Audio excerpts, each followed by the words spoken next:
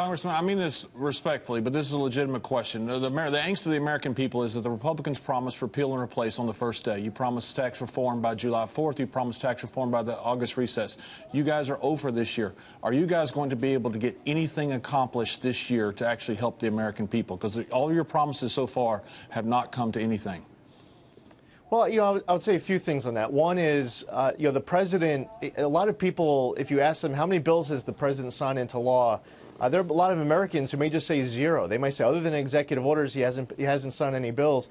He has signed almost 100 different bills, and these are substantive bills that have been passed all throughout the year. The House has passed hundreds of bills this year.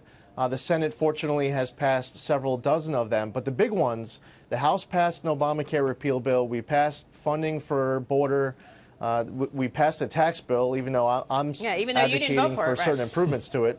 Yeah, but on the Senate side, it's been a frustrating year, and that's the big issue. Getting to your question, is some of these bigger ticket items, healthcare, the border funding, and now taxes.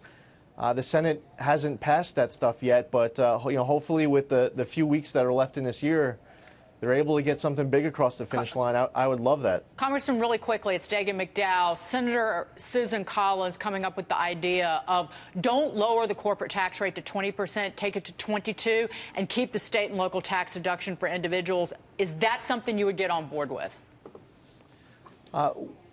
Potentially. I do know that for the president, hitting the 20% corporate tax rate is very important to him. I would personally, I'd love to see it at 15, which was the first number that was used. Now, if we were going to 22, I know from my conversations with people advocating for a 20% corporate tax rate that where they're currently at 35, they would be absolutely thrilled to end up at 22. The only thing that I would add, not to throw any cold water at all at Senator Collins's argument, because I do appreciate the effort restoring the state and local tax deduction, is that I don't know if, I do know that doesn't come up with enough money. You're talking about $100 billion per point. Oh, yeah. So if you go from 20, try to go from 20 to 22, you come up with $200 billion, but you're trying to save a deduction that is scored at a little over $1 trillion for 10 years. So it helps. So what is the low-hanging fruit? Where do you get that kind of revenue, $1.3 trillion, which is what you're getting if you eliminate that deduction? Anywhere else you see that money? How about the family credit, which is $650 billion that they're spending, $650 billion on, which, there's an op-ed in the Journal about, why are mothers of dogs not as important as mothers of children? I'm sorry, but, Well, yeah, the first thing that comes to mind is that I really feel like we should be moving forward in the spending debate. I don't understand why when you're reducing taxes at the same time, we can't be making substantial progress in cutting spending as well to come up with this money.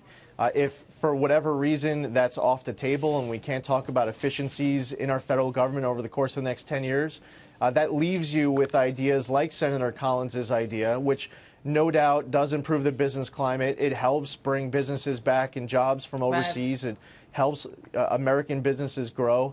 There are some Americans out there who are watching the show who are absolutely thrilled to see the death tax get fully repealed for them. I have farms in my district where you might have to sell a third of the farm when it passes from the third generation to the fourth generation. But there might be some money that you could save there. But again, I'd love for us to be talking about ways to save money on spending.